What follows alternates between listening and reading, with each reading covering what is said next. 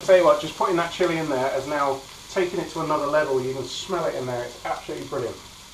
Now, this is a weird thing, but this is going to give it like a little bit of a weird salty note.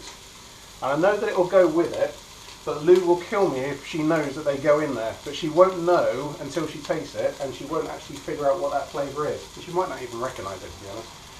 But we'll give it a whirl. So I'm going to cut some of these olives up. Passata, some leftover from the other night when Lou made the lasagna. There's a little bit of that. That gives it a nice bit of sweetness. A bit of a bit of flavour. Melon, tomato puree. Wallop a lot of that in there. There you go. Don't put it in at the end, and don't put it in when all the moisture is in there, because if you do, it doesn't cook it out, and it can be quite sort of tangy and bitter. If you put it in at this stage and let it actually cook, it will go really sweet and nice. It's got a nice tomatoey flavour to it. Add a bit of salt in there. Sorry about opening the door there. Add a bit of pepper.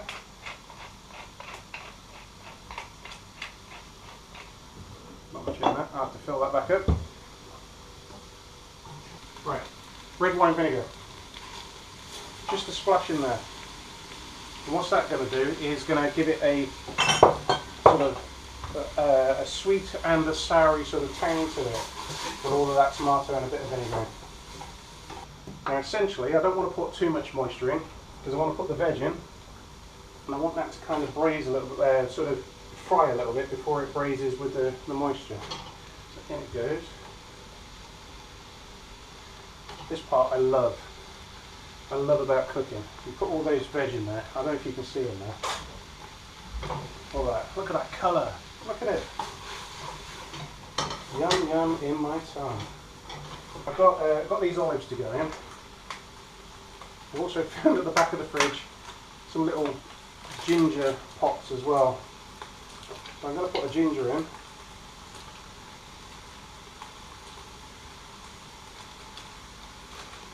This is tricky. When they're frozen they pop out, but these ones aren't frozen of course because our freezer's dead. There you go. Olives in the chili. Should ginger go in a chili? Might be the secret chili formula, mightn't it? I'm going to put in a couple of oxo cubes to give it like a bit more of a meaty sort of depth to it. Means I've not got the wine to put in there. And also I've got a little bit of this secret ingredient. This is called Maggi or Maggi. Put a bit of that in there. It's liquid seasoning. It's kind of got like a nice umami sort of meaty flavour to it. Which should be good. Once I've got the water in there, those chilies are coming through nice. Once I've got those water in there, I'll give it a taste and then sort of assess where we're at. Stick plenty of water in, loads of it, because you want it to boil right down. Because now what that water will do is act as a sort of like a catalyst to get all those flavours all mixing together, and they'll really start to become quite strong and really tasty. But if you wanted to make like a real authentic chili, then you wouldn't put any of veg in there really, apart from a bit of onion, the mint, and red kidney beans. That's about it, and that's what I got. I got some red kidney beans. But one pot wonders like chilies and stuff. Make it up as you go along.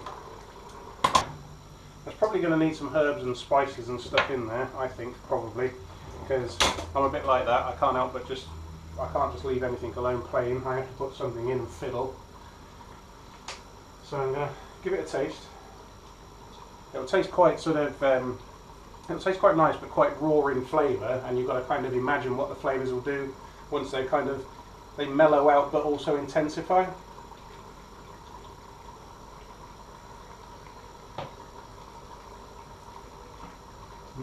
That's not bad. A bit more salt.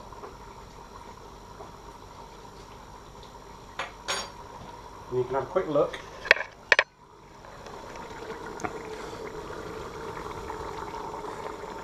And that is a pot of chilli. Cool, right? Don't forget the pork's in the oven. That's got another 10 minutes. I'm going to take that out. I'm going to then sort of pull it apart with 2 forks. I'll show you that in a minute. And then put it in there and let that flake all through as well, because that'll give it another dimension. And then we can serve this on top of rice. Boom, chilli, done. Not taking very long at all, really, is it? It's one pot. We'll stick it all in a pot and let it bubble for 20 minutes, half an hour. For perfect rice every time, this is brown rice, so it's going to take a little bit longer than white rice or basmati or something like that. So, but I was taught a little way of doing it, and I will pass that on to you guys. Some people really do struggle with cooking rice in a saucepan. I've actually got a rice cooker in the garage for when you're doing like big vats of rice.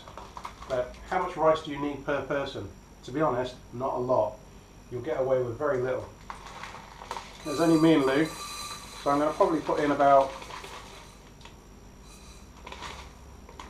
that much. That's probably going to be too much. I mean, in all fairness, I've covered the bottom and a little bit.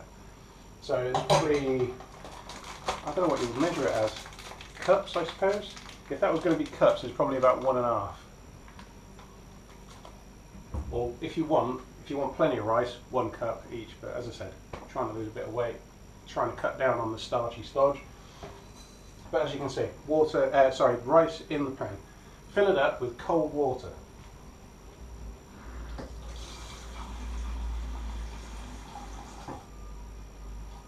Some of it will float on the top, but if I wash that down, you might be able to see this a bit better. So all you want is the water to be, because it's brown rice, I put a little bit more in, but you need about ½ inch, probably about ½ inch to 1 inch, so quite a bit of water over the top of the rice. Stick that on there, bash it up full whack, and bring it right up to the boil. You can salt it if you want, it's up to you. Depends on how you like your salt. I like to salt my rice, some people don't. Full blast, bring it up to the boil. Once it's boiling, turn it down just a fraction, and then boil it, and have courage in this. Boil it so the water goes all the way down past the rice, and you get like little holes appear in the rice, and they bubble. And once they've stopped bubbling, at that point, as soon as they stop bubbling, turn the heat off, bang the lid on. Alright, and that steams the last part of it.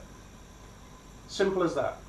Put it in cold water, bring it up to the boil it all the way down, turn it down a touch, boil it all the way down so you get little holes appear in it, let the bubbles disappear, bang the lid on, turn off the heat. Leave it alone for about 4 or 5 minutes. Then take it out and fluff it up with a fork. Can't get any better than that. Perfect rice every time. Trust me. Like I said, you don't need to do this bit. This isn't a necessary part of it. It's just I had it lying around. And it doesn't love a good bit of pulled pork. Right, 2 forks.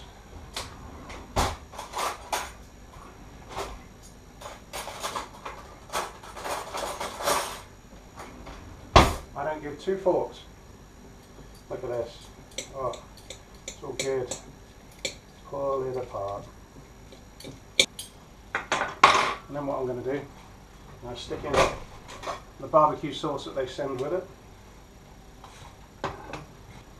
Just give it a mix.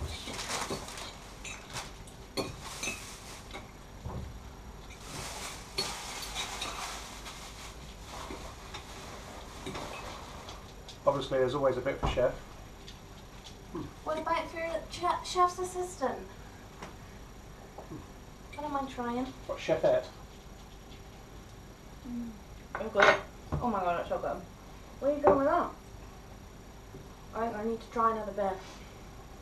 Apparently it needs a second approval. Not bad.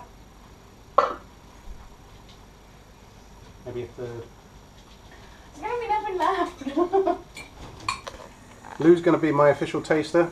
just to see what this actually looks like. Now with the pork in, good Okay. big chunky veg. And take a bit there. Looking good. You can hold that. Oh, you're not going to feed me like a Greek person? Hot. Yeah, that's why I thought you'd be in control of that.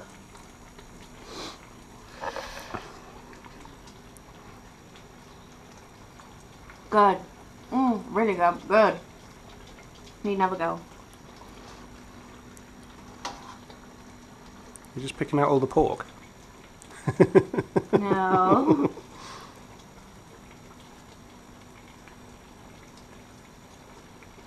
Really good. Good. Do this recipe, it's good. And there you have it. One finished bowl of chili con carne. Beautiful!